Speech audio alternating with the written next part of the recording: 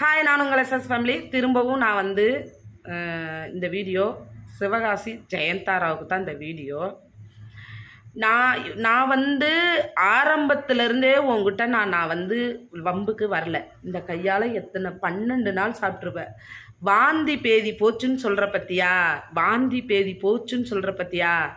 சத்தியமாக இந்த உலகத்தில் சாமின்னு ஒன்று இருந்தால் அந்த சாமி உன்னை கேட்கும்.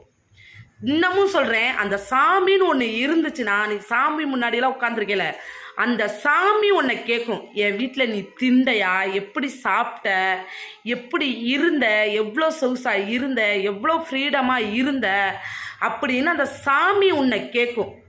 கண்டிப்பாக உன்னை கேட்கும், சத்தியமாக கேட்கும்.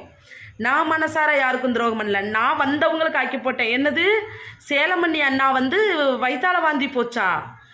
அப்படியா? அதனால தான் எங்கள் வீட்டில் 15 நாள் இருந்தாரா?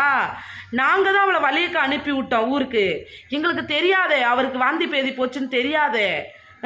அப்படியா? அதனால தான் எங்கள் வீட்டில் வந்து 15 நாள் நாங்கள் அனுப்பி விட்டும். இல்லைக்கா, எங்களுக்கு இங்கே எனக்கு சௌரியமாக இருக்குன்னு சொன்னாரா? எப்படி உன்னால் இப்படி பேச முடியுது? சோறு போட்டவங்களுக்கு எப்படி இப்படி பேசுகிற நீ? மனசாட்சியே இல்லாமல். சரி, என் பிள்ளைங்களை நீ பேசியிருக்கியே, நான் இன்னமும் சொல்கிறேன், நான் எதுவுமே போட மாட்டேன். எதுவுமே போடாமல் உன் மேலே என் பிள்ளைங்களை பேசியிருக்க. அந்த லைவை நான் காட்டிட்டேன். அந்த லைவை நான் வந்து எடுத்துட்டேன். சுகந்தி அக்கா எப்படி போராடுனாங்களோ, திவ்யா வந்து அவங்க சுகந்தி அக்கா குழந்தைய அவதூறாக பேசுனதுக்கு, அதே மாதிரி என் குழந்தைய இவங்க இப்படி பேசியிருக்காங்க.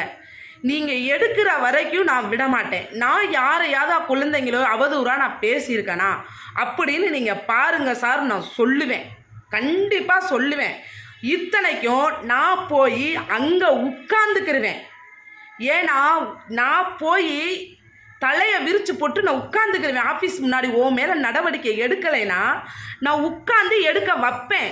என் பிள்ளைங்களை, நான் பெத்த பிள்ளைங்களை பேச நீ யார்? நான் உன் பிள்ளைய பற்றி நான் பேசியிருக்கேனா? உன் பிள்ளைய பற்றி நான் பேசியிருக்கேனா? இந்த வீட்டில் பச்சாரம் நடக்குதுன்னு சொன்னாங்கல்ல, எனக்கு அதை ப்ரூஃப் காட்ட சொல்லுங்க. இல்லை, இந்த வீட்டில் வந்து இந்த வீட்டாண்ட வந்து நீங்கள் விசாரிங்க சார். நீங்கள் வரணும் சார், இந்த ஊருக்காரங்களுக்கும் சரி, நீங்கள் எல்லாத்துக்கிட்டையும் வந்து விசாரிங்கன்னு நான் சொல்லிட்டேன். விசாரிக்கிறேன்னு சொல்லிட்டாங்க. ஆனால் இந்த வீட்டில் விபச்சாரம் நடக்கலைன்னு தெரிஞ்சிச்சுன்னா அவளை நீங்கள் வந்து எஃப்ஐஆர் போட்டு நீங்கள் உள்ளே தள்ளணும். நான் வாபஸ் வாங்குற வரைக்கும் அவளை நீங்கள் உள்ளே தள்ளணும். நான் தள்ளுன வரைக்கும் நான் அந்த ஆஃபீஸ்லேயே தான் உட்காந்துருப்பேன். திங்கக்கிழமைக்குள்ளே அவள் என் இதை நிரூபிக்கலைன்னா